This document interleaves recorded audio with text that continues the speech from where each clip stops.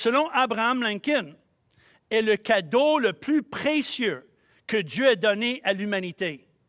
Tout le bien qui vient du Sauveur du monde nous en est communiqué à travers ce livre, la Bible.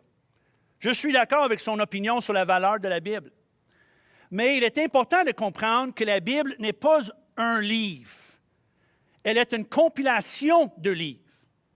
39 dans l'Ancien Testament et 27 dans le Nouveau Testament pour un total de 66 livres. 66 livres écrits par une quarantaine d'auteurs différents, en 3 langues différentes, hébreu, grec et un peu d'araméique, pendant une période de presque 1600 ans, de 1500 ans avant Jésus-Christ jusqu'à peu près 90 ans après Jésus-Christ, de Moïse, qui a écrit les premiers livres de la Bible, 1500 ans avant Jésus-Christ, jusqu'aux écrits de Jean, qui inclut l'Apocalypse, le dernier livre de la Bible, dont la Bible est une compilation de livres écrits par des hommes. Le livre des Actes, dans le Nouveau Testament seul, mentionne 54 villes, 39 pays et 9 îles, avec une préoccupation d'exactitude dans les détails, qui ajoute à sa crédibilité historique. Et tous ces écrits ont été soigneusement copiés et préservés pour notre bénéfice, même des milliers d'années plus tard. Mais pourquoi il est important de savoir que les livres de la Bible ont été écrits par plusieurs hommes et non pas par un homme? Parce que selon vous, qu'est-ce qui est plus crédible?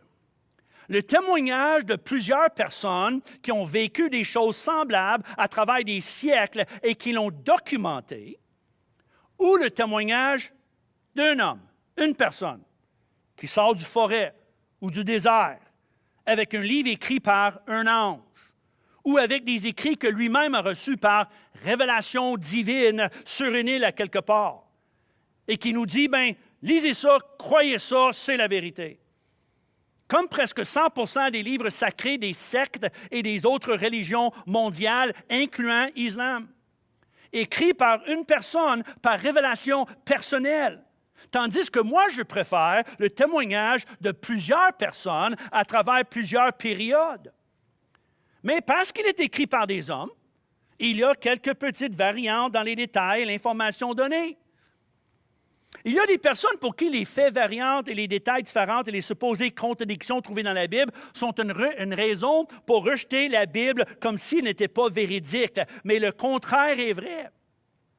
Les variantes, les détails différents et les supposées erreurs sont la preuve que ce qui est écrit est vrai et non pas fabriqué par des gens avec un agenda personnel.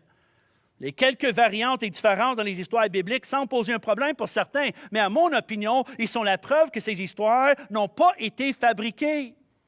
Un livre écrit par une personne va avoir un début et une fin, et une histoire fluide et progressive entre les deux, sans répétition ou contradiction ou variance dans les détails de l'histoire. Mais un livre contenant 66 livres écrits par plus que 40 personnes, qui ne se connaissaient pas pour la plupart, écrits pendant une période de 1600 ans, impossible qu'il n'y ait pas des variantes dans quelques détails, chiffres, dates, et non. Et l'œuvre là la preuve que la Bible est authentique comme document et non pas une fabrication. N'importe quel policier va vous dire que des vrais témoins d'un incident varient en certains détails dans leurs histoires, car chaque individu le voit et la vit à sa manière, et se souvient des choses un peu différemment que l'autre et focalise sur des parties divergentes. Mais l'essence de l'histoire demeure intacte si l'histoire est vraie. Un enquêteur devient suspicieux et méfiant quand les histoires sont trop exactes. Ça donne l'impression d'un mensonge ou un complot entre un groupe de personnes. Aucun détail qui varie change l'essence de ce qui est écrit, mais nous sommes prêts à jeter l'ensemble pour un ou deux petits détails. Mais nous sommes d'accord qu'avec les centaines et centaines de variations de paraphrases, de traductions que la Bible a connues et connaît, il existe quelques peut-être erreurs, contradictions et changements de la version originale qui était sans erreur et infaillible. Mais non pas assez pour changer l'essence du message. Ils sont tellement minimes que c'est ridicule de balayer à côté l'ensemble des Écritures par rapport à cela. La description générale des événements dans la Bible et l'essence originale de son contenu n'a jamais été sérieusement doutée. pour citer Sherwin White, historien et professeur d'université d'Oxford. Toute tentative de rejeter l'historicité du livre des Actes des Apôtres, même en ce qui a trait aux détails, doit maintenant apparaître comme étant absurde. Les historiens romains l'ont tenu pour acquis depuis longtemps. Alors, la Bible est une compilation de livres écrits par des hommes au sujet de Dieu, mais aussi avec l'aide de Dieu, soit par inspiration ou révélation. Et après avoir fait des études et la recherche exacte, et après avoir écrit des choses connues depuis longtemps et transmises oralement d'une génération à l'autre ou même par un mélange de tous ces facteurs. Comme exemple, Moïse qui a écrit le Pentateuque, les 5 premiers livres de la Bible qui incluent l'histoire des premiers 2500 ans de l'humanité, incluant la création, n'a pas tout été écrit par révélation. Il n'a pas tout reçu ça par révélation ou par Dieu.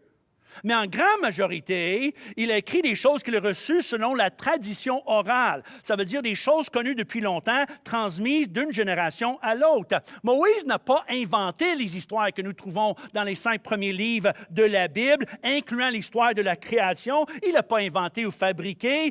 Ils ont été des histoires connues depuis le début et communiquées d'une façon précise avec la répétition, la mémorisation depuis des siècles. Moïse a tout simplement mis tout cela dans une forme écrite pour les préserver. Ça nous dit en Exode 17, 14. L'Éternel dit à Moïse, « Écris cela dans le livre pour que le souvenir s'en conserve. » Luc décrit ces 2 livres d'une autre façon. Remarque ce qu'il dit dans l'introduction de son premier livre.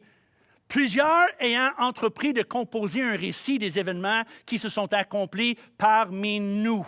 Plusieurs personnes ont écrit au sujet de Jésus. C'est pour ça que je ne comprends pas pourquoi que les gens sont scandalisés quand on parle d'autres évangiles et d'autres histoires qu'ils ont découvert sur la vie de Jésus.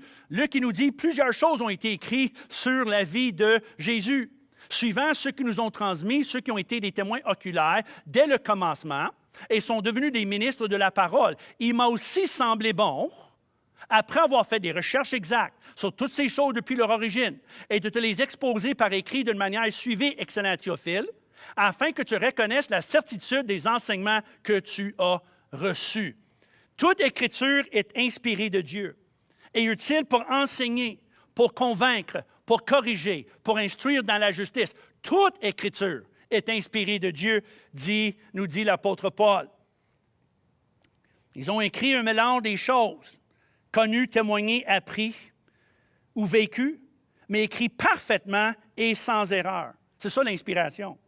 Mais en respectant toujours la personnalité de l'auteur. Ils n'ont pas écrit d'une façon... L'inspiration ne veut pas dire qu'ils ont écrit ces choses d'une façon robotique, mécanique ou en état de transe, comme si Dieu a pris possession de leurs mains. Non, mais plutôt comme un partenariat entre l'écrivain et Dieu, dont la raison que nous voyons dans les écrits de la Bible, on découvre la personnalité de l'écrivain dans les divers livres. On voit son style, son vocabulaire, sa manière. La définition de l'inspiration selon le théologien Meyer Pearlman, l'influence surnaturelle de l'Esprit de Dieu sur l'esprit de l'homme. Influence dont les prophètes, les apôtres et les auteurs des écrits sacrés ont bénéficié afin de proclamer la vérité divine sans aucune erreur dans sa forme originale. Quand vous étudiez le nombre de manuscrits existants, leur date, la précision, les soins appliqués dans le copiage et la préservation, et ajoutons à cela les découvertes archéologiques, les manuscrits de la mer morte, nous arrivons à la conclusion que la Bible est beaucoup plus crédible que n'importe quel autre écrit de l'époque que personne ne questionne. D'abord, il faut comprendre que les livres de l'Ancien Testament ont déjà été reconnus même dans le temps de Jésus, par un travail d'Esdras et quelques autres personnes 500 ans avant Jésus-Christ. Et c'est pour cela que Jésus et les apôtres disaient souvent, comme nous dit Moïse, la loi et les prophètes. Il y a une multitude de livres qui ont été écrits sur Jésus et la vie chrétienne, mais seulement les livres connus, déjà connus comme crédibles et inspirés, ont été inclus. Alors, nous avons un premier critère, déjà cité et reconnu comme crédible et inspiré. La deuxième, c'est l'autorité apostolique. Ça veut dire qu'il fallait que l'écrivain soit un témoin oculaire, comme un des disciples, ou quelqu'un qui a côtoyé les disciples, ou l'apôtre Paul, qui est un apôtre exceptionnel. C'est pour cela qu'on appelle le canon fermé. Nous ne pouvons pas ajouter à la Bible. car les apôtres et les témoins oculaires sont tous morts, évidemment. Et en plus, nous pouvons ajouter les autres critères. Il fallait que les livres, on voit l'unité, on voit la précision. Il fallait voir l'édification. Il fallait que ce soit factuel et vérifiable et que ce soit en accord avec la foi chrétienne et la bonne doctrine. Alors, si vous ne voulez pas croire le contenu de la Bible, c'est votre choix. Et vous allez vivre les conséquences de votre choix, mais vous ne pouvez jamais questionner sa validité et sa crédibilité. La Bible est un document historique, authentique, documenté, crédible et valable, que vous le croyez ou pas. La Bible n'est pas un livre purement scientifique, historique ou astronomique, mais ce qu'il dit sur ces sujets est relativement très précis. La Bible n'est pas écrite dans un langage scientifique, mais tout ce qu'elle dit par rapport à la science est exact. Une autre chose remarquable, c'est son unité. Son unité. Malgré 66 livres, 40 plus d'auteurs et pendant 1600 ans, elle est unie dans ses enseignements et le thème principal demeure cohérent. Facile quand il y a un ou peut-être deux écrivains qui travaillent ensemble, comme le Coran, les Analectes, les écrits de Bouddha, les écrits mormons et témoins Jéhovah. Une personne qui écrit ces choses. Tandis que la Bible a été écrite par des poètes, des prophètes, des princes, des rois, des pêcheurs, des marins, des soldats, des hommes d'affaires, des prisonniers, des collecteurs de taxes, des érudits puis des non-éduqués, un médecin puis des avocats, à travers 500 ans. Et son message demeure uni et intact. Wow!